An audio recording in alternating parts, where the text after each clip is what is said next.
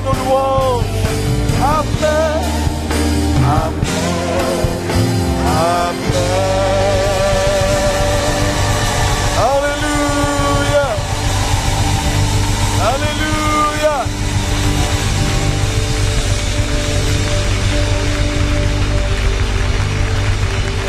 Bien. Je vous salue dans le précieux nom de notre Seigneur et Sauveur Jésus-Christ. Salue ton voisin, dit joyeuse fête de Pentecôte. Alléluia. Extraordinaire. Alléluia. On donne des acclamations au Saint-Esprit. Veuillez vous asseoir dans sa présence. Merci. Gloire à Jésus. Il est béni d'être dans sa présence. Je suis béni d'être là. Je veux bénir le Seigneur pour vos vies. C'est toujours une grâce de nous retrouver au milieu de vous. Et je voulais donner toute la gloire au Seigneur. Saluer tous les pasteurs, les responsables. Que Dieu vous bénisse abondamment. Je salue également le visionnaire, le père de la maison, le pasteur Yvan. Que Dieu bénisse sa vie. Bénisse la vie également de sa charmante épouse, pasteur Modestine. Que Dieu vous bénisse abondamment. Merci à tous.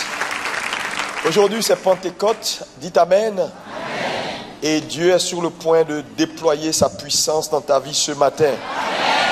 Dis un bon Amen si tu le crois. Amen. Alléluia. Le thème de mon message ce matin c'est Pentecôte, gage de notre salut. Alléluia. Et nous allons lire Jean 16, verset 7 à 14 comme verset de base. Alléluia. C'est très important de comprendre Pentecôte. Pentecôte est vraiment important dans la manifestation de la volonté de Dieu pour son peuple. Alléluia. Jean 16, verset 7 à 14. Nous lisons ensemble. Cependant, je vous dis la vérité. Il vous est avantageux que je m'en aille, car si je ne m'en vais pas, le consolateur ne viendra pas vers vous.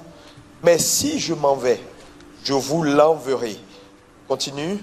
Et quand il sera venu, il convaincra le monde en ce qui concerne le péché, la justice et le jugement.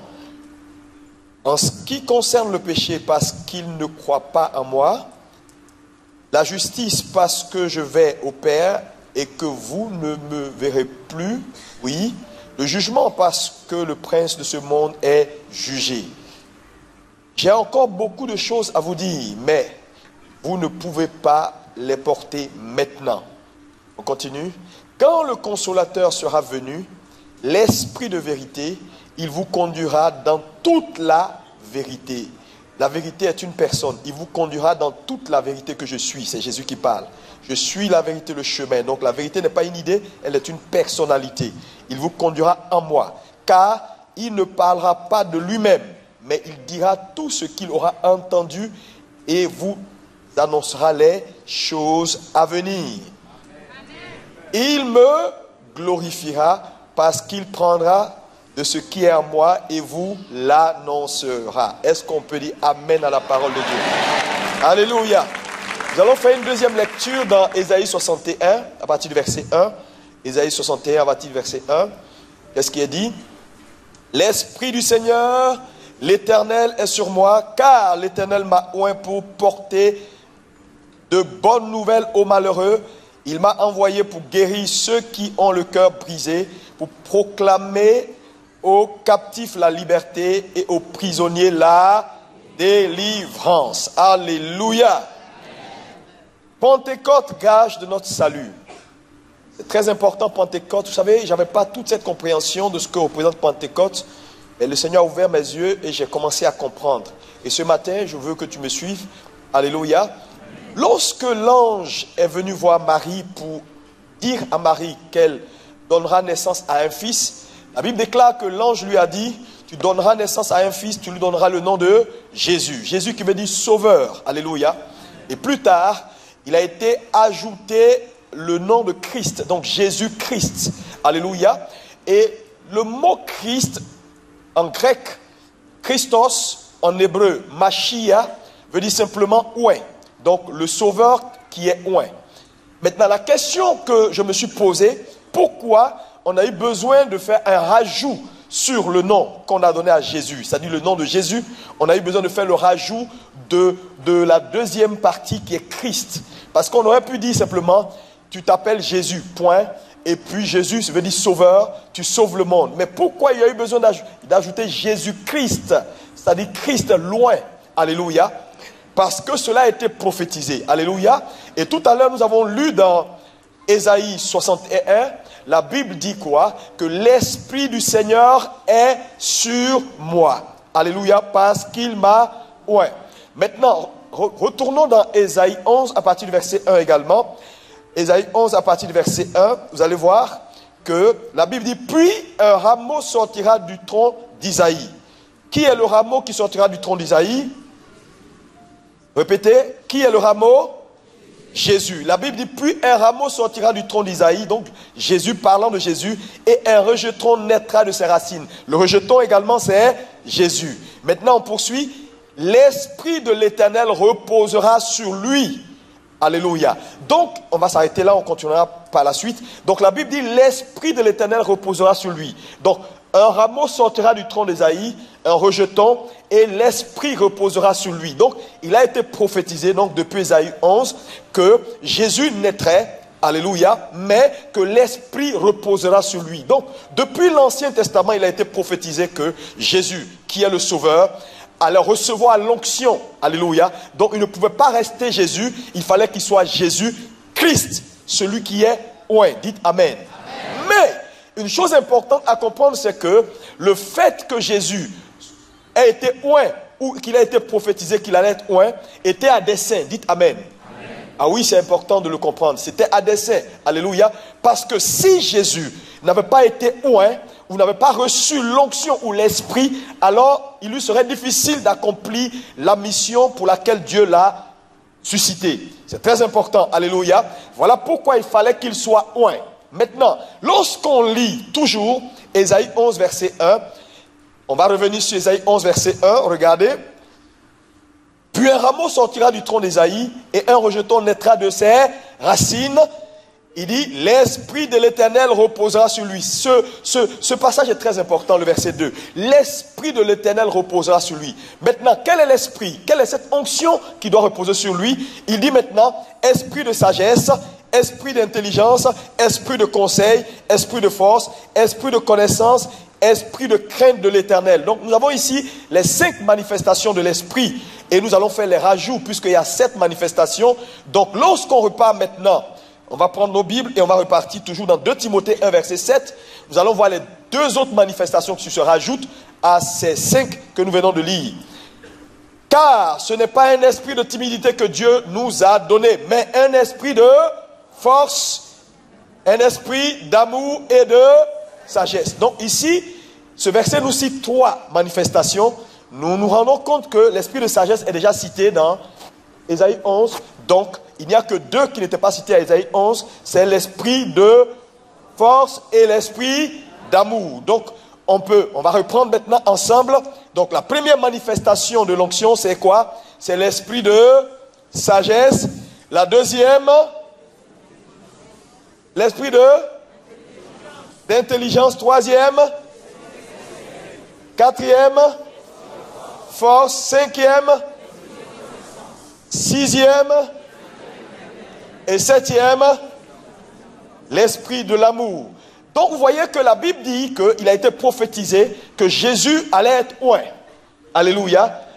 Le rameau sortira du tronc d'Ésaïe et l'Esprit de l'Éternel reposera sur lui. Maintenant, il était important que Jésus soit oint. Pourquoi? Parce que l'onction est multifacette et est multidimensionnelle. Et donc, l'onction a 7 manifestations ou a 7 dimensions. Alléluia. Et donc, pour que Jésus donc accomplisse l'œuvre salvatrice, l'œuvre du salut, il était important que l'onction repose sur lui. Pourquoi? Parce que pour chaque étape dans sa marche vers l'accomplissement du salut ou de l'œuvre à laquelle Dieu l'a appelé à faire, il allait rencontrer un obstacle et chaque facette de l'onction est destinée à répondre à un obstacle donné. C'est très important de le comprendre. Vous savez, dans votre marche avec le Seigneur, ce n'est pas à tout moment que l'onction de force sera utile. Vous allez arriver à des moments où c'est l'onction de sagesse qui sera nécessaire pour résoudre un problème. Par exemple, Jésus s'est retrouvé un jour quelque part où les gens avaient un problème de il faut payer les impôts ou il ne faut pas payer les impôts. On vient vers lui, on dit, mais Seigneur, qu'est-ce qu'il faut qu'on fasse? Payer les impôts ou ne pas payer les impôts? Il dit, écoutez, vous avez quoi entre vos mains là? Il dit, un billet. Sur le billet, il y a quoi? César. Il dit à César ce qui appartient à César et à Dieu ce qui appartient à Dieu. Donc un problème se pose. Le Seigneur répond au problème par l'onction de sagesse. Vous voyez qu'il y a des situations dans la vie où l'onction de force, la capacité, la puissance de Dieu ne sera pas suffisante pour que tu passes l'étape. Il va falloir que tu manifestes la sagesse ou l'amour. Il y a des portes qui s'ouvriront, pas avec une calache, mais avec juste une attitude d'amour. Est-ce qu'on peut me dire amen? Voilà pourquoi la Bible déclare que l'Esprit de l'Éternel devait reposer sur lui. Pourquoi? Parce que la mission qu'il s'apprête à accomplir, sauver l'humanité, va nécessiter que les 7 manifestations de l'onction soient en mouvement dans sa vie. Dites amen. Amen. Alléluia. Donc cela est très important. Donc il a été prophétisé qu'il était oint. Alléluia. Et que l'Esprit de l'Éternel devait reposer sur lui pour l'œuvre à laquelle il a été appelé. Dites amen. Amen. Alléluia. Maintenant donc on a Jésus-Christ, Jésus loin. Amen. Deuxième chose importante ici que je veux mettre à ton appréciation, c'est que Pentecôte est important. Pourquoi? Pourquoi c'est important? Parce que le Saint-Esprit vient. Et il dit, Jésus dit, il est avantageux pour vous que je m'en aille, pour que l'Esprit vienne. Alléluia. Maintenant regardez une chose. Jésus donc a besoin de l'onction pour accomplir ce pourquoi Dieu l'a envoyé. Deuxième chose, vous allez voir que Jésus naît, il grandit, et la Bible nous fait un cas de discussion qu'il a à l'âge de 12 ans dans le temple avec les docteurs de la loi. Et à partir de là, la Bible fait un silence sur sa croissance, et la Bible nous dit que plus tard, la Bible nous montre Jésus en manifestation, mais à l'âge de 30 ans. Et vous allez voir qu'à l'âge de 30 ans, Jésus commence donc son ministère. Maintenant, regardez ceci, Matthieu 3, verset 16, quand Jésus commence le ministère, il y a quelque chose qui se passe, alléluia, que je veux que tu observes ici. Jésus, Matthieu 3, verset 16 à 17. Dès que Jésus eut été baptisé, il sortit de l'eau, et voici, les cieux s'ouvrirent, et il vit l'Esprit de Dieu descendre comme une colombe et venir sur lui. Donc, après son baptême, tout de suite, la Bible dit, le Saint-Esprit est descendu sur lui sous forme de colombe. Donc, vous voyez, Jésus naît, alléluia, c'est très important, Dieu lui donne un nom. Ensuite, on ajoute l'onction. Donc, Christ, celui qui est oint, c'est-à-dire Jésus, le Sauveur qui est oint. Ensuite, il grandit. Dès qu'il commence le ministère, la Bible déclare qu'après le baptême, le Saint-Esprit descend sur lui. Donc, Jésus avait compris qu'il ne pouvait pas commencer le ministère sans recevoir le Saint-Esprit. Et c'est très important que vous puissiez comprendre cela. Alléluia. Parce que sans le Saint-Esprit, il ne pouvait pas accomplir ce pourquoi il a été envoyé. Et il a été prophétisé que l'Esprit de l'Éternel devait reposer sur lui. Dites Amen. Amen. Et tout de suite après, la Bible dit quoi? Dieu fait une déclaration pour dire quoi? Celui-ci est mon fils bien-aimé, en qui j'ai mis toute mon affection. Donc, quand il reçoit le Saint-Esprit, il reçoit en même temps l'approbation de Dieu. Donc, la leçon que je veux que tu retiennes ici, c'est que là où le Saint-Esprit n'est pas, il n'y a pas d'approbation. C'est pourquoi vous allez voir beaucoup de ministères, beaucoup d'œuvres, beaucoup d'actions que certains chrétiens mènent. Ils ont l'impression qu'ils font beaucoup d'efforts, mais ils ont l'impression que Dieu est loin. Pourquoi? Parce qu'ils le font avec leur force, avec leur intelligence, avec leur zèle, sans réellement attendre que l'Esprit de Dieu impacte ce qu'ils sont en train de faire. Là où la puissance de Dieu, l'onction de Dieu, le Saint-Esprit n'approuve pas ou ne vient pas d'abord, toute autre chose qui se fait après est vain. Oui, alléluia. Voilà pourquoi, en tant qu'enfant de Dieu, quel que soit ce que vous faites dans l'église, et cela est très important. Tu travailles dans l'église, tu peux être huissier, tu peux être, je sais pas, conseiller, tu peux être même balayeur, alléluia. Mais il est important pour toi, avant toute chose, de t'assurer que le Saint-Esprit t'approuve et a apporté son cachet. Dis Amen, Amen, Amen. Le cachet du Saint-Esprit est essentiel. Dites Amen. Amen. Vous allez voir que souvent quand vous allez dans un supermarché, vous allez voir qu'il y a des produits par exemple, il y a des cachets là-dessus. Mais le cachet qu'on a sur le produit garantit le produit, révèle l'origine du produit et la qualité du produit. Dites Amen. Amen. Oui, et souvent quand le cachet qui approuve le produit, qui sépare le produit et qui donne au produit la qualité requise n'est pas, on se dit non, je ne vois pas le cachet qu'il faut ou qui approuve le produit. C'est la même chose. Le cachet du Saint-Esprit est ce qui sépare un homme, est ce qui donne à un homme d'être approuvé de Dieu. Dites Amen. Et ce cachet-là, au jour de la Pentecôte, est venu pour que l'Église soit approuvée de Dieu. Dites Amen, Amen, Amen, Amen. Et je déclare sur ta vie ce matin, dis je suis un produit de qualité. Dis je suis un produit de qualité. Donc Pentecôte, Dieu envoie son esprit comme gage pour sceller le produit que nous sommes, afin que partout où on sera, lorsque les gens vont nous voir le travail qu'on fait, qu'il y ait le cachet de Dieu là-dessus. Dis Amen. Dites Amen. Alléluia. C'est très important. Jésus lui-même qui est Dieu a dû attendre la présence du Saint-Esprit avant de faire quoi que ce soit. Maintenant, ce verset de Matthieu 3 que nous venons de lire est plus explicite sur un certain nombre d'aspects dans Luc 4. Allons dans Luc 4 verset 1. Je vais vous montrer un autre aspect de ce passage-là. Luc 4 verset 1. Alléluia. Regardez ici dans Luc 4 verset 1. C'est le même récit, mais sous d'autres angles. La Bible dit, Jésus, rempli du Saint-Esprit, revint du Jourdain. Comprenez? Donc, tout de suite après son baptême, la Bible déclare ici qu'il est rempli du Saint-Esprit. Et il fut conduit par l'Esprit dans le désert. Alléluia. Et vous allez voir que lorsqu'on continue la lecture, et la Bible dit, sa renommée, alléluia, c'est répandu partout. Alléluia. Pourquoi? Parce que Jésus, sorti du baptême, rempli du Saint-Esprit. Donc la plénitude du Saint-Esprit, ce que j'appelle le revêtement intérieur. La plénitude du Saint-Esprit, le revêtement intérieur, il fut conduit dans le désert. Alléluia. Nous allons y revenir tout à l'heure.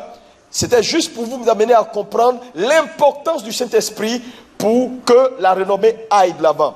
Beaucoup de gens se battent, beaucoup de gens travaillent. Pourquoi? Ils n'arrivent pas souvent à avoir les résultats escomptés. Pourquoi? Parce qu'en réalité, le Saint-Esprit n'a pas mis son cachet. Je vais te donner un conseil. Si tu veux réussir durablement avec Dieu, il faut compter avec le Saint-Esprit. Dis Amen. Dis Amen, dis Amen, dis Amen, dis Amen. Vous savez, c'est tellement clair. Parce que Jésus dit, il est avantageux pour vous. Il est bon pour vous. Il est meilleur pour vous que je m'en aille et que le Saint-Esprit vienne. Lorsqu'il viendra, il vous conduira dans la vérité que je suis. Alléluia. Pourquoi? C'est son mandat. Donc, l'ordre de mission du Saint-Esprit, c'est révéler Jésus. Donc, partout où tu vas, et tu vois des gens faire le Saint-Esprit, le Saint-Esprit, le Saint-Esprit, et les gens tombent, sans manifester Christ, ça ne doit pas être le Saint-Esprit de la Bible. Partout où tu vas, où les gens parlent du Saint-Esprit, Saint-Esprit, Saint-Esprit, sans réellement que les vies soient transformées à l'image et à la ressemblance de Christ, ça ne doit pas être le Saint-Esprit. Pourquoi? Parce que le mandat du Saint-Esprit, c'est révéler Christ. Le mandat du Saint-Esprit, c'est donner Christ. Le mandat du Saint-Esprit, c'est bâtir Christ dans les vies. Dites Amen. Alléluia. Alléluia. Cela est très important. Si nous voulons vivre Christ, manifester Christ, on ne peut pas manifester Christ et vivre pleinement Christ sans tenir compte du Saint-Esprit. Parce que c'est cela son mandat. Il n'est pas là pour lui. Il est là pour révéler Christ. Il est là pour... Il dit, il ne dira rien de lui-même. Mais il prendra de ce qui est en moi et il vous le révélera. Il vous conduira dans la vérité que je suis. La vérité n'est pas une idée, elle est une personne. Il va vous conduire dans la personne que je suis. Vous allez marcher comme moi. Vous allez vivre comme moi. Vous allez sentir comme moi. Vous allez opérer comme moi. Est-ce qu'on peut me dire Amen? Alléluia. Voilà pourquoi le Saint-Esprit est important. Ah oui. Ah oui. Et Pentecôte trouve tout son sens là. Imaginez-vous s'il n'y avait pas eu Pentecôte. Tout ce que nous sommes en train de faire là, on est en train de se fatiguer. Hein? Mais oui, comment tu vas faire? Parce que même pour le Fils de Dieu, celui qui est Dieu, qui n'a aucun péché, il a eu besoin du Saint-Esprit pour accomplir sa destinée.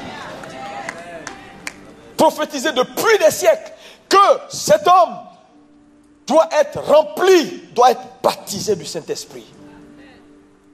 Gloire à Jésus.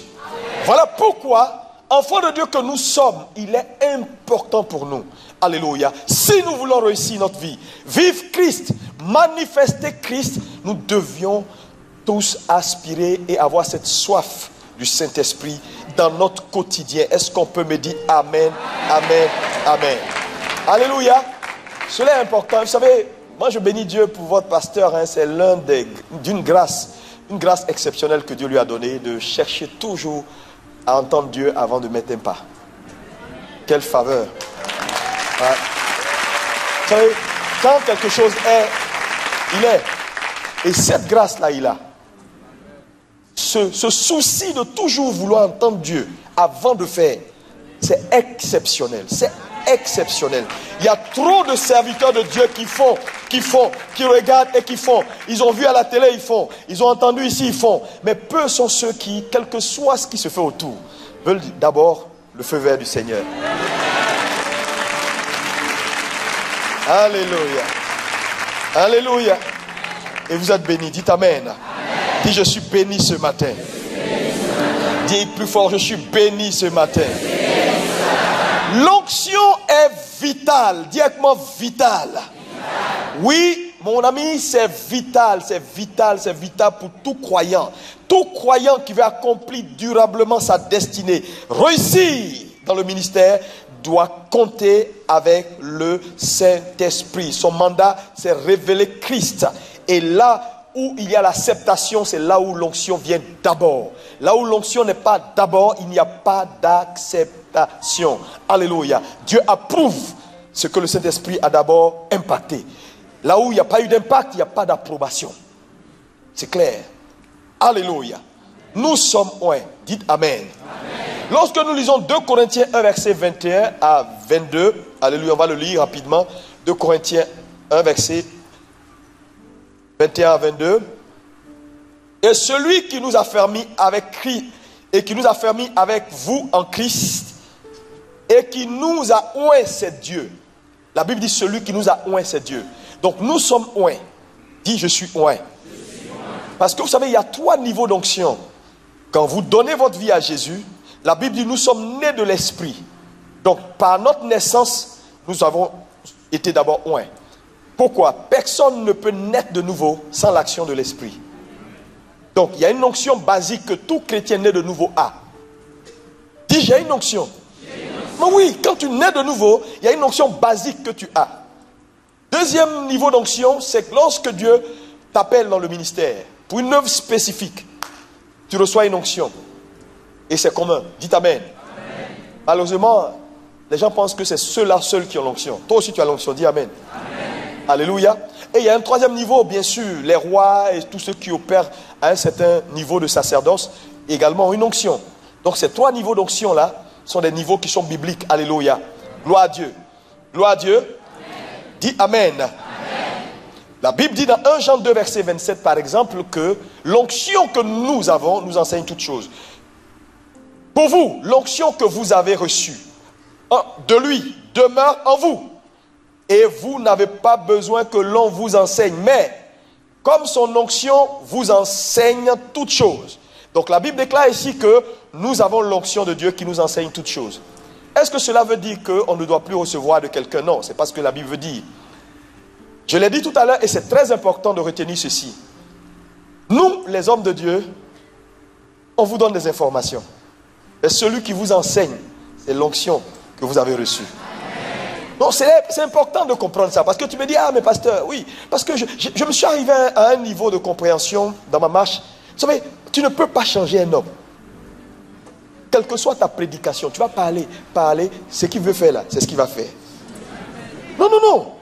Vous savez, un jour, le docteur Tabil m'a dit, il dit, quand tu prêches, dis ce que Dieu t'a dit et puis quitte là.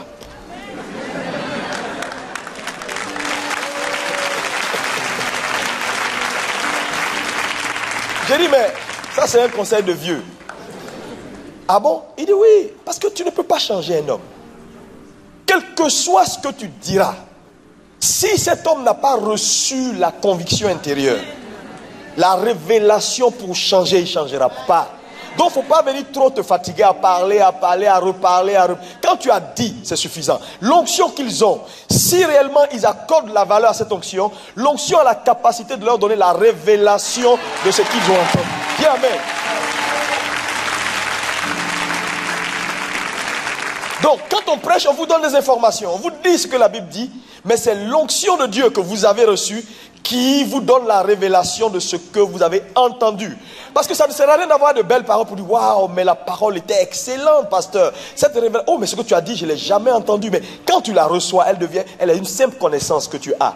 Mais entre ce qui est la connaissance que tu as et la pratique que tu vas vivre au quotidien, c'est deux choses différentes. La Bible dit c'est ce qu'un homme expérimente ou pratique qui lui appartient. Donc ce qu'un homme a dans la tête qui ne pratique pas ne lui appartient pas. Donc Dieu veut qu'on passe du stade de connaissance intellectuelle à connaissance pratique. Mais pour qu'elle devienne connaissance pratique, l'onction que tu as reçue est celle qui a la capacité de te révéler ces choses. C'est pourquoi lorsque tu écoutes un message, prie et dis Seigneur, révèle-moi les profondeurs de ce message. Alléluia! Et voilà pourquoi Pentecôte est si important. Je peux comprendre pourquoi Jésus a tellement insisté pour que l'Esprit vienne. Il dit si je ne veux pas, il ne viendra pas. Mais il est avantageux pour vous. Quand on dit quelque chose est avantageux pour toi, ça veut dire c'est meilleur pour toi. C'est bon pour toi. C'est vital pour toi. C'est capital pour toi. Donne-moi un autre mot. C'est essentiel pour toi. C'est indispensable pour... Est-ce qu'on peut acclamer Jésus? C'est ça. Alléluia. C'est important, Église. Le Saint-Esprit survenant sur vous et vous serez maître témoin. Alléluia. Mais l'Esprit d'abord et l'action après. Dis avec moi, l'Esprit d'abord. Action après. Apprenez à avoir ce comportement. Votre Père là, vous devez l'avoir. Pour tout ce qu'on vous confie, qu'importe l'activité, même si tu dois balayer l'église, prie.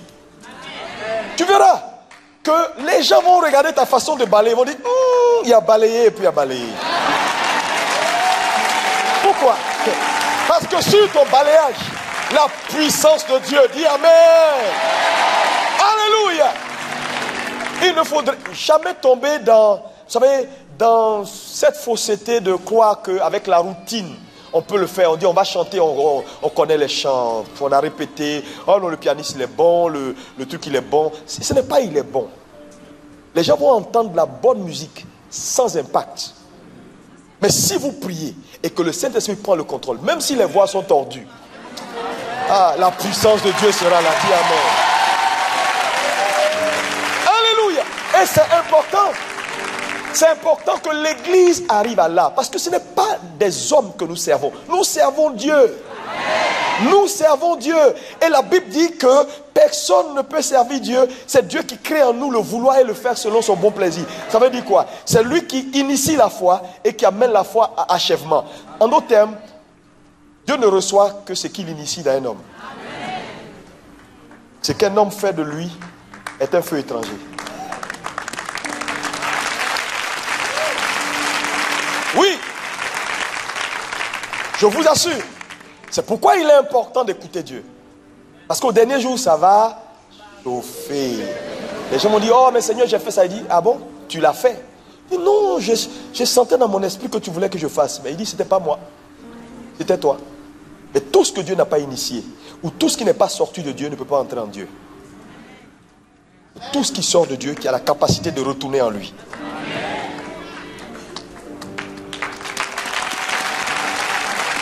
Yeah. C'est pourquoi Pentecôte est important. Et vous savez, l'onction a deux aspects importants que je vais te donner.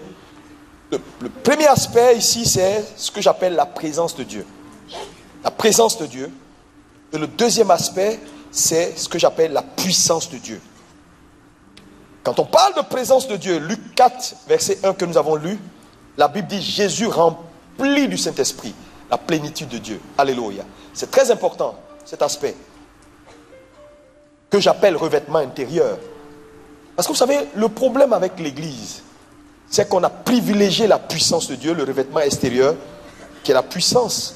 Mais vous savez, c'est seulement la plénitude en nous qui a la capacité d'entretenir le revêtement extérieur.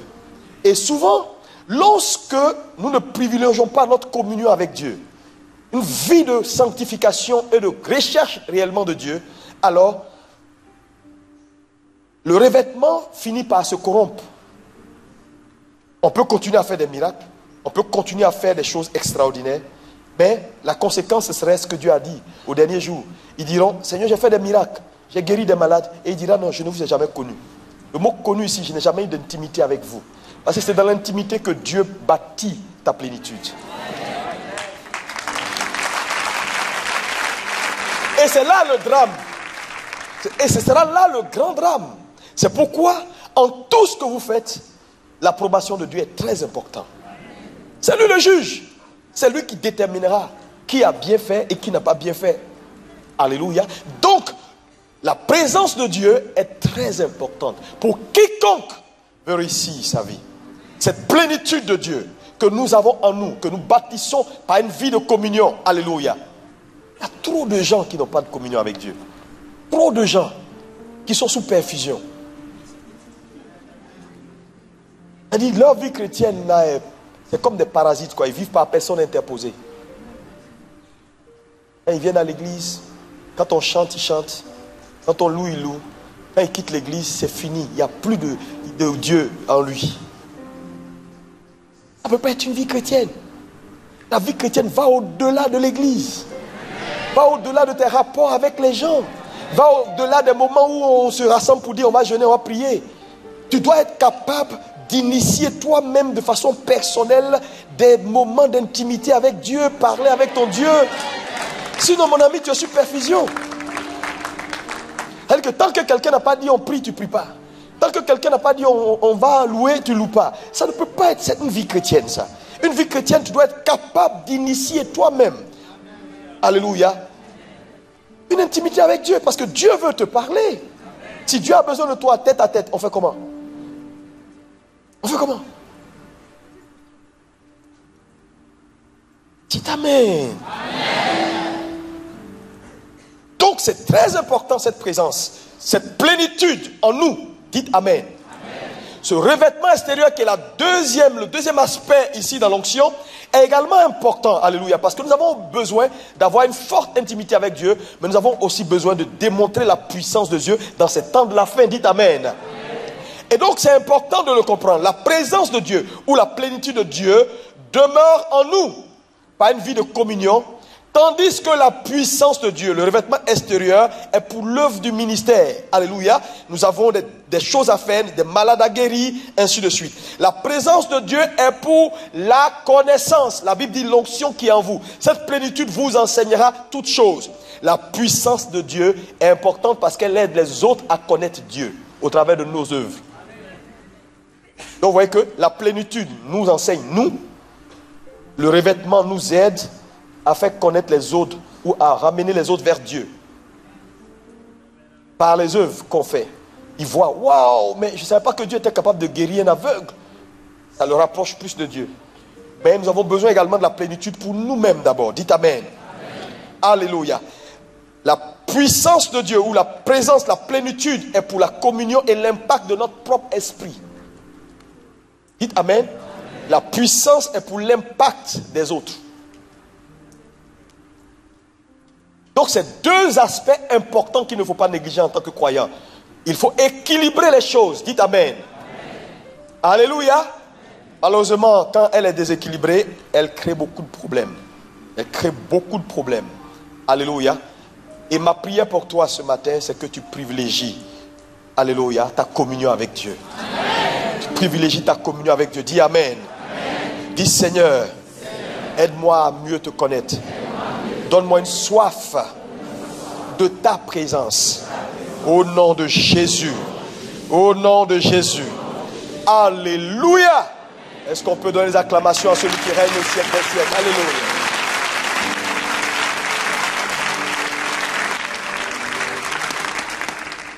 Jésus a eu besoin de ces deux aspects. Il savait faire des miracles Et il savait se retirer pour prier le Seigneur. Parce que vous savez, c'est important de servir, c'est important de faire la volonté de Dieu, mais tu as également besoin de retrait. Vous savez, un jour, je devais enseigner à une école biblique et le Seigneur m'a dit les 10 secrets du succès du ministère de Jésus. Et dans les 10 secrets que le Seigneur m'a enseignés, il y avait l'un de ces secrets, c'était sa capacité de se retirer pour se recharger. Un chrétien qui donne, et qui ne sait pas faire un break, est un chrétien qui ne va pas achever sa course. Savoir faire des breaks. Et Jésus savait faire des breaks. Parce que souvent, il se retirait. Il laissait les disciples et il partait pour renouveler son intimité avec Dieu, renouveler sa plénitude. Dites Amen. Parce qu'on ne peut que donner que ce qu'on a. On ne peut que donner que ce qu'on a. Alléluia. Alléluia. Dis avec moi le Saint-Esprit. Gage de mon salut. Alléluia. Cette chose importante que le Saint-Esprit fera pour vous, et ça c'est très important. Parce que le Saint-Esprit n'est pas venu le jour de la Pentecôte pour nous laisser comme ça.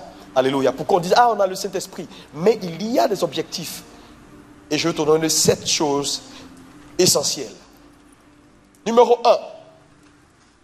Lorsqu'on reçoit la plénitude de l'Esprit, lorsque nous recevons le Saint-Esprit, la première chose qu'il fait, il nous sépare.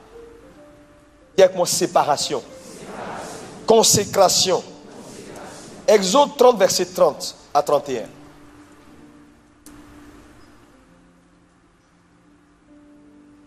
Tu oindras Aaron et ses fils, et tu les sanctifieras pour qu'ils soient à mon service dans le sacerdoce. Le mot sanctifier, tu vas les séparer. Donc quand on oint, c'est pour séparer. Dites Amen. Donc la première chose, c'est que quand le Saint-Esprit vient, c'est pour séparer, pour mettre à part. Alléluia. Dis je suis à part. C'est très important parce qu'aujourd'hui, trop de chrétiens sont mélangés. Dieu veut que tu sois consacré. Parce que lorsque le Saint-Esprit vient, c'est pour une œuvre. C'est pour quelque chose de spécifique qu'il a à faire avec ta destinée. Tu ne peux pas être dans la foule, en train de vivre comme tout le monde, marcher comme tout le monde et espérer voir la gloire de Dieu. Le temps pour que l'église se sépare, c'est maintenant. Regardez, il est difficile de reconnaître les enfants de Dieu. Pourquoi? Parce qu'on est tellement commun. On ressemble tellement à tout le monde. Quand on est dans un quartier, il est impossible de savoir qu'il y a la lumière dans ce quartier. Parce que tout le monde, on appelle tout le monde Bob, on nous appelle Bob. Le gentleman du quartier. Quand on va à l'église, on cache notre Bible. Le témoignage qu'on a dans le quartier n'est pas le bon. On crie sur tout le monde. On est en palabre avec tous les voisins. Et le jour que quelqu'un demande dans le quartier, il y a un pasteur qui habite ici, un diacre. Vous ne connaissez pas un diacre? Il dit diacre. Il dit non. Diacre Joseph. Joseph est diacre? Ok. Vous voyez la maison là? C'est incroyable. Tellement ton témoignage dans le quartier. Alléluia. Donc, quand le Saint-Esprit vient, c'est pour nous séparer. Dit séparation. Je vais être honnête avec vous. Tu es une femme. Tu vis dans le concubinage. Il faut sortir.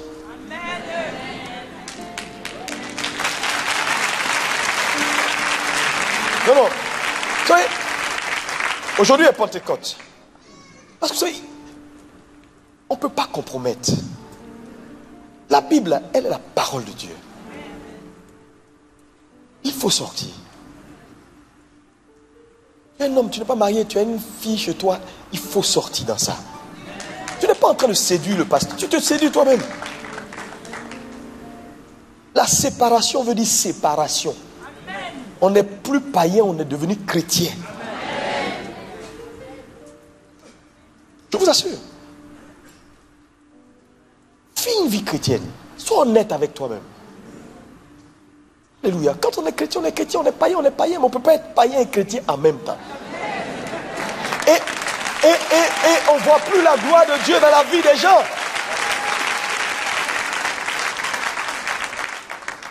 On est obligé de faire des efforts, mettre des programmes spirituels pour élever le niveau de l'église. Mais on fait tout. Toi, tu ramènes l'église en bas et tu deviens un isolant dans l'ensemble. Quand la puissance de Dieu veut agir, toi, tu es un isolant. Quand ça arrive à ton niveau, ça ne passe plus. Pourquoi? Tu vis dans le péché, tu es là et tu viens, tu parles la langue, mais tu es dans le péché, tout le monde. Et Satan te voit ici, il dit, ah mais ça là c'est... Vous savez, Jésus a été très clair. Il dit, Satan est venu. Il n'a rien trouvé en moi. Si Satan trouve quelque chose en toi, tu ne peux pas le vaincre. Fais tout ce que tu peux faire, tu ne pourras jamais le vaincre. Et le problème, c'est que, et le danger ici, c'est qu'à un moment donné, si tu persistes, le Saint-Esprit te laisse tomber. Parce que la Bible dit, c'est lui qui convainc les cœurs de péché et de jugement.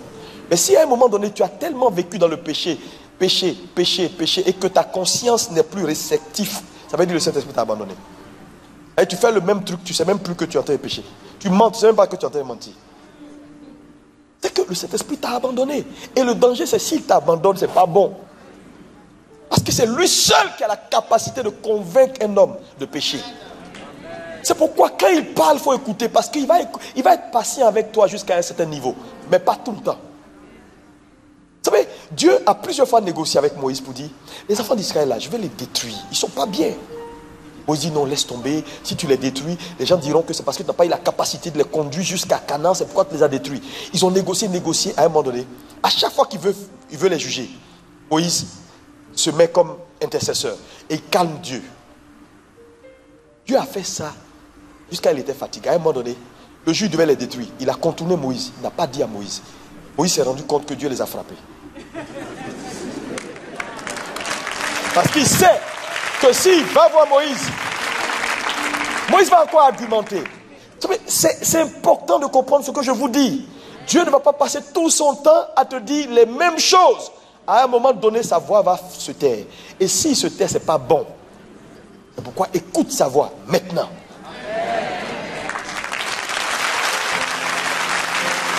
Alléluia. Deuxième chose que la présence du Saint-Esprit fait, quand elle vient, elle nous honore. Dis avec moi, honore. Ézéchiel 16, versets 9 à 13. Elle nous honore. Ça veut dire quoi? Ça dit la présence du Saint-Esprit te donne des nouveaux vêtements. La grâce de Dieu vient sur ta vie. Vous pouvez la voir dans Ézéchiel 16, 9 à 13. Je te lavais dans l'eau. Je fis disparaître le sang qui était sur toi et je t'oignis avec de l'huile. Continue. Je te donne des vêtements brodés et une chaussure de peau de thym en bleu. Je te ceignis de fin lin et je te couvre de soie. Quand tu es oint, voilà comment Dieu t'honore.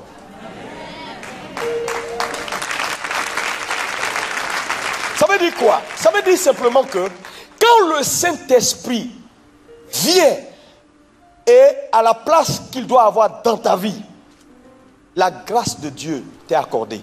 Partout où tu vas, tu es honoré. Les portes sont ouvertes. Vous n'avez pas remarqué des gens, ils manquent de faveur. La soeur est là, personne ne veut la voir. Pourtant, elle n'a rien fait. Mais en fait, tu manques d'onction. C'est tout. Si certaines grâces viennent dans ta vie, les portes vont s'ouvrir. Mais c'est par l'onction seule. Quand tu es oint. C'est pourquoi, à un moment donné, lorsque Naomi s'est rendu compte que Ruth luttait beaucoup, elle a dit, Ruth, maintenant je vais te donner des conseils qui vont assurer ton avenir. Viens, va, lave-toi, change tes vêtements, oint ton visage. Dès qu'elle a oint son visage, l'affaire de Boaz a été réglée.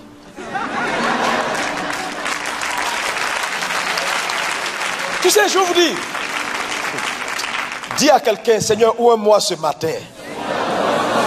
Il y a des lieux où tu es allé, on a dit non. Tu vas voir que quand l'Esprit va venir, tu vas retourner dans ces lieux, on va te dire oui. Dis amen.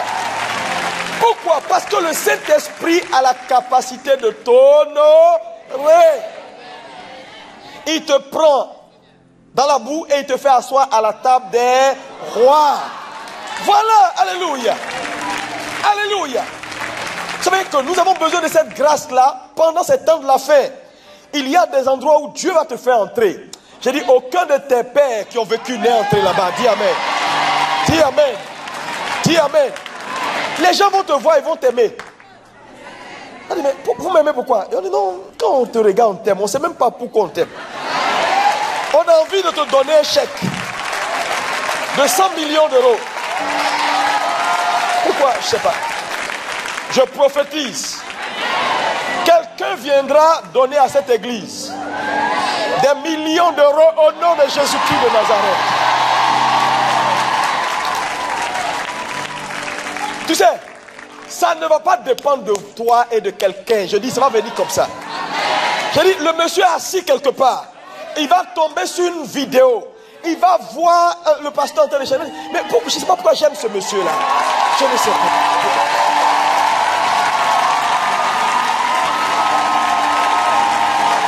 Souviens-toi de moi. Souviens-toi de moi. Souviens-toi de moi.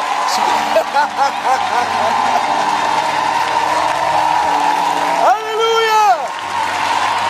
Alléluia. Je vous assure, vous allez entrer dans le nouveau bâtiment très bientôt. Bientôt. Dis amen.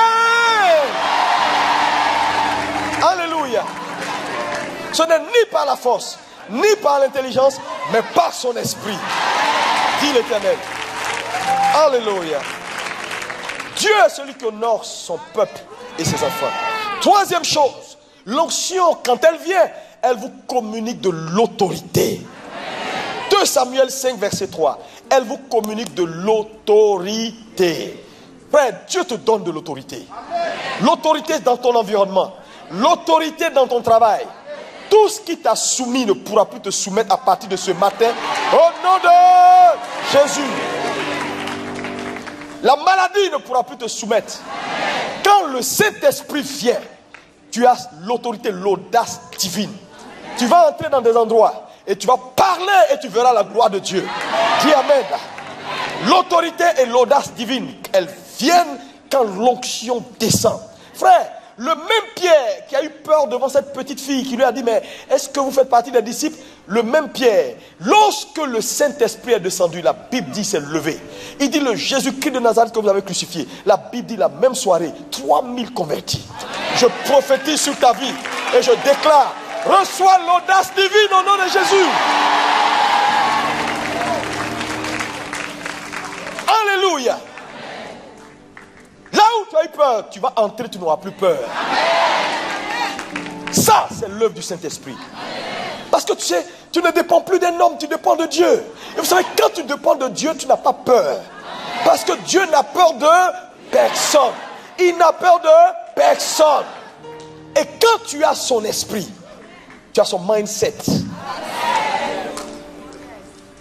tu vois les choses différemment. Là où tout le monde tremble, tu es calme.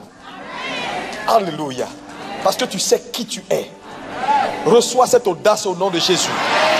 Reçois cette autorité au nom de Jésus. Quatrième chose importante que le Saint-Esprit fera pour vous. Quand elle descend, la Bible déclare qu'elle brise le joug et ôte les fardeaux. Ésaïe 10, verset 27. Il dit la grâce, c'est-à-dire l'onction, brise le joug et ôte les fardeaux. Quelle grâce! Qu'importe les fardeaux. Je ne sais pas quelle est ta situation ce matin. Tu es venu peut-être fatigué. Tu es venu peut-être complètement déboussolé. En ce jour de Pentecôte, je déclare que le Saint-Esprit ôte tes fardeaux et brise tous tes jougs au nom de Jésus. Il a cette capacité de le faire. Frère, Dieu est bon. Je le dis et je le répète. Vous savez, Dieu n'a peur de personne. Quand il dit qu'il a fait quelque chose, crois et mets ta vie là-dessus. Parce que tu savez, les hommes mentent parce qu'ils ont peur. Quand tu vois un homme qui a menti, c'est à cause de la peur. Mais Dieu, il n'a peur de personne, non, il ne ment pas.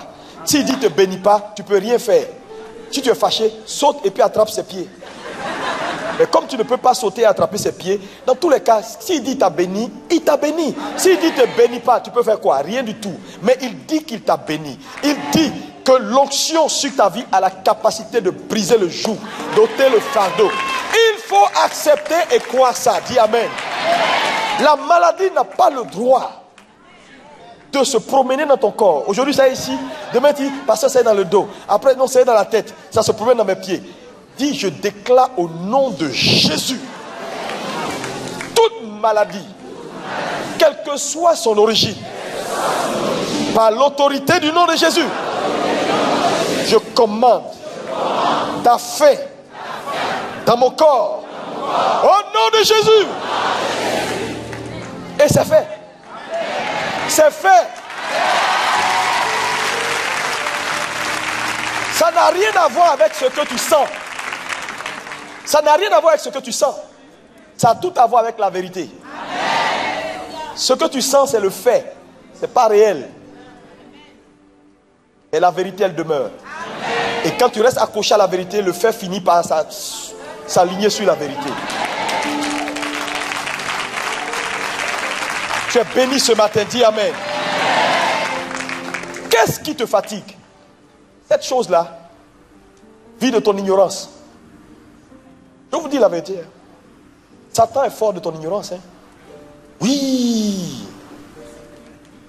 Si tu as un certain niveau encore, c'est parce qu'il y a des choses que tu ne sais pas. Ou tu les sais intellectuellement, mais tu ne les comprends pas. C'est pourquoi tu es là où tu es. Et toute personne qui arrive à un certain niveau, il y a des choses qu'il a compris que tu n'as pas compris. Tout est une question de compréhension. Mais c'est le Saint-Esprit seul qui a la capacité d'illuminer les yeux de ton cœur pour que tu vois au-delà du naturel. Je vous assure, le cri de cœur de Jésus, je l'ai examiné ce matin. Jésus a insisté, il est avantageux pour vous. Il est avantageux pour vous. Même si je reste, je ne serai plus utile pour vous. Parce que quand je serai en Galilée, je ne pourrai pas être avec les gens de Paris. Quand je serai avec les gens de Paris, je ne pourrai pas être en même temps en Chine. Il est avantageux pour vous que je m'en aille. Celui qui vient après moi, il est partout en même temps et dans tous les cœurs en même temps.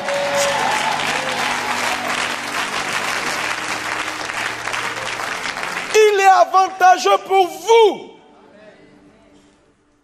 Quelle grâce d'avoir le Saint-Esprit.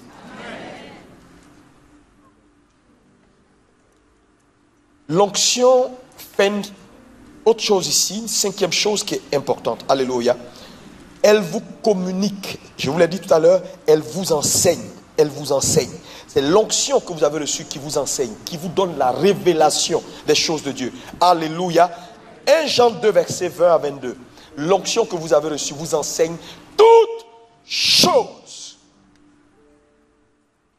Quand vous lisez un livre, vous lisez la Bible, qu'importe ce que vous lisez, demandez toujours, Saint-Esprit, illumine les yeux de mon cœur.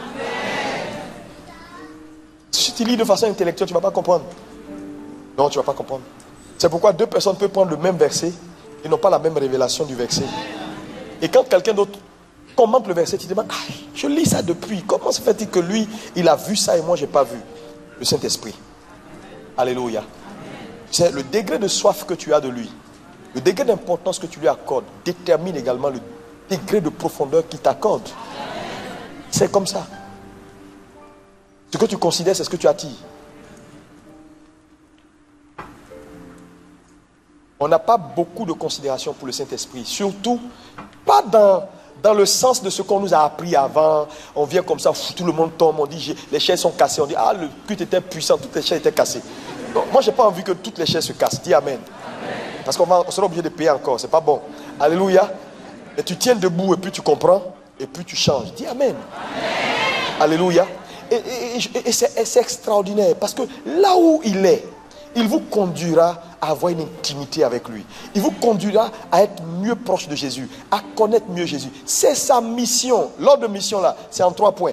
Le verset qu'on a lu là, ordre de mission numéro 1. Quand tu viendras, conduis les gens dans la vérité que je suis. Je suis le chemin, la vérité et la vie. Donc la vérité, je suis, c'est moi. Deuxième chose, tu ne leur montreras pas autre chose que ce que tu auras vu en moi. Troisième chose, tu me glorifieras. Ça veut dire quoi? Tout ce que le Saint-Esprit fait dans la vie d'un homme, le but, c'est que Jésus prenne la gloire.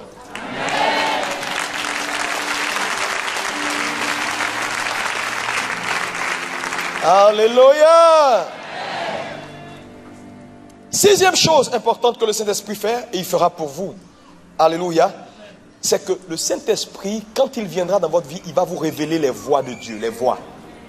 Dis avec moi les voies de Dieu. Vous savez, la Bible déclare que Dieu a révélé ses voies à Moïse et ses œuvres aux enfants d'Israël. Et vous savez, les voies de Dieu sont au-dessus de ses œuvres. C'est important de connaître les voies de Dieu. Les voies de Dieu précèdent ses œuvres. Très souvent, les œuvres de Dieu, c'est pour les bébés. Mais ses voies, c'est pour les matures. C'est pourquoi il est important de comprendre ses voies. La Bible dit qu'il a révélé ses voies à Moïse. Ses voies. Ses voies précèdent son miracle. Tu sais, Dieu peut faire certaines choses qu'il n'approuve pas. Tu veux un exemple? Un jour, les enfants d'Israël ont crié, ils veulent manger viande, viande, viande. Il leur a envoyé Caïn, mais ils n'étaient pas d'accord avec. C'était une œuvre, mais une œuvre qu'ils n'approuvaient pas. Ils ont mangé, ils disent, vous allez manger quand ça va sortir dans vos narines. Quand Dieu te dit ça là, il a agi, hein? C'est un miracle, mais ce n'est pas un bon miracle. Manger quand ça sort dans tes narines. Donc, quand tu restes attaché aux œuvres de Dieu, tu ne connaîtras pas Dieu. Mais quand tu connais ses voies, tu le connaîtras. Et ses voies, ce sont ses façons de faire ces choses. C'est comment à lui. Alléluia. Le psaume 103, verset 7, tu peux le voir. Comprendre les voies de Dieu. Apocalypse 3, verset 18. Et enfin, septième chose que le Saint-Esprit fera pour toi, c'est que lorsqu'il viendra, il va te délivrer de tes ennemis. Tu ne dis pas bien amen. Le psaume 23, verset 5. Tu dresses une table devant moi en face de mes. Tu oins d'huile ma tête et ma coupe. Mais ça, c'est en face de ses ennemis que le Saint-Esprit fait ça. Quand il te oint là, tu n'es pas loin. Ils sont en face. Tes ennemis sont en face. Dis amen. Tu dresses une table devant moi. Dis amen. Ça veut dire quoi? Plus nombreux sont tes ennemis, plus grande est ta table. Plus grande est ta table, plus de nourriture il y a.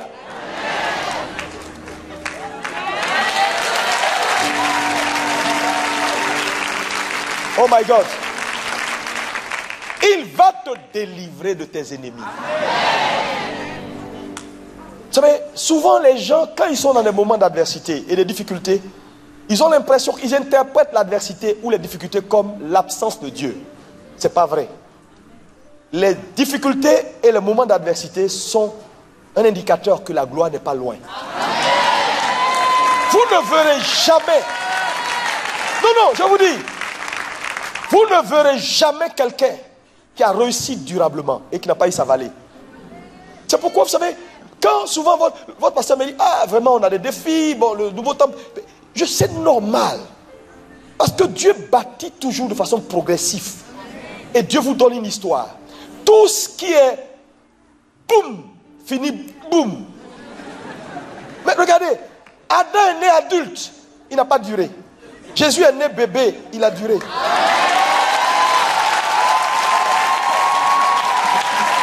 Alléluia. Donc, quand vous êtes serré comme ça, dans les couloirs, dans les petits trucs, c'est bon. Prenez photo, prenez photo. Et puis un jour, parce que je vous dis une chose, si vous n'avez pas d'histoire, ceux qui vont venir dans quelques années, quand vous serez 20 000, 40 000, 50 000, 100 000, ils ne sauront pas d'où vous venez. Mais vous savez, quand un homme ne sait pas d'où tu viens, il banalise ce que tu mets à sa disposition. C'est pourquoi vos enfants, souvent, quand ils vous demandent quelque chose, même quand vous avez, il faut leur dire, je vais te donner, mais il faut que tu saches certaines choses. Parce que vous savez, souvent, les gens vont venir, ils vont apparaître dans ta vie, dans ta gloire. Ils apparaissent dans ta vie quand tu es dans la gloire. Ils n'ont pas connu quand tu mangeais banane avec arachide.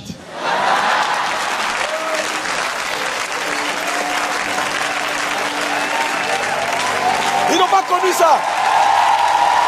Ils n'ont pas connu ça. Alléluia. Oui. C'est important, ICC. Parce que là où Dieu vous envoie, j'ai dit prenez photo. Ils vont voir, ils vont dire, mais ça c'était, c'est ça. J'ai dit oui, ça a été, dans notre parcours, on a connu ça aussi. On était dans des petits couloirs, les gens s'asseyaient serrés comme ça sous des bâches, on était coincés, on ne savait pas où aller. Ça c'était notre histoire. C'était notre histoire. Pour qu'ils comprennent d'où vous venez. Pour avoir du respect pour ce que Dieu vous a donné. Sinon, ils vont venir ici, prendre le micro. Vous savez, Dieu est bon, gloire à Dieu, jouer les bons gars. Et puis après, dire au pasteur, non, écoute, tu sais, bon, moi, là, j'ai trop duré, il faut que je sois sur une mission maintenant, sur un campus.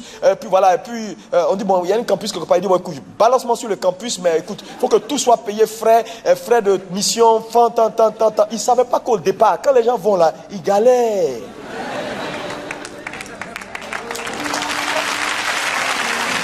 Il y a une histoire à tout. Alléluia. C'est important d'avoir une histoire. Donc, le fait que ce soit difficile pour toi aujourd'hui n'est pas l'affaire. Dieu veut te donner une indication.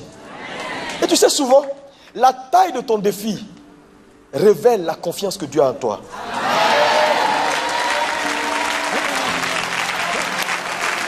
Tu peux pas, non écoutez, tu peux pas donner 15 millions d'euros de défi à quelqu'un. Non, il va pas s'en sortir. Il va me rentrer dans la tête. Il va dire, Seigneur, tue-moi.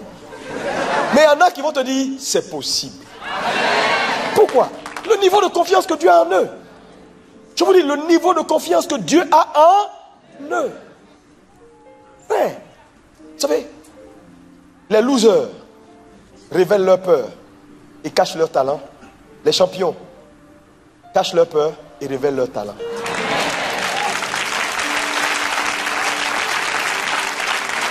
Ça ne veut pas dire que les champions n'ont pas de peur. Parce que dans les personnes qui ont reçu les talents, vous allez voir que le loser là, il a mis sa peur en avant et il a caché le talent. Et ceux qui ont gagné ont caché leur peur et ont révélé leur talent. C'est ça, avoir l'instinct d'un champion. Vous êtes une église de champions. Je dis, rien ne peut vous dépasser. Ton amen est suspect. Dis bien amen. Tu es béni ce matin. Reçois la domination ce matin. En ce jour de Pentecôte, que tous tes ennemis prennent la fuite au nom de Jésus. Que tes ennemis s'égarent. En te poursuivant et en cherchant à te faire du mal, je commande qu'ils se perdent en chemin au nom de Jésus. Qu'ils s'égarent au nom de Jésus. Que le Dieu d'Abraham, d'Isaac et de Jacob t'accorde la grâce de manifester, oui, la position que tu as en Christ par le Saint-Esprit au nom de Jésus. À partir d'aujourd'hui, entre dans une nouvelle dimension de gloire au nom puissant de Jésus-Christ. Tu es béni à ton départ, béni à ton arrivée. Prends la main de ton voisin et prophétise sur sa vie la faveur de Dieu, la gloire de Dieu. Tu accompliras ta destinée. Le Saint-Esprit est là pour que tu sois et que tu vainques et que tu accomplisses ta destinée. Rien ne pourra s'opposer à toi. Tu es un champion. Alléluia. Alléluia. Le Saint-Esprit est là pour que plus rien ne soit impossible. Il est là pour que plus rien ne soit impossible. Oh my God. Reçois et opère dans ta dimension de vainqueur, tueur de géants.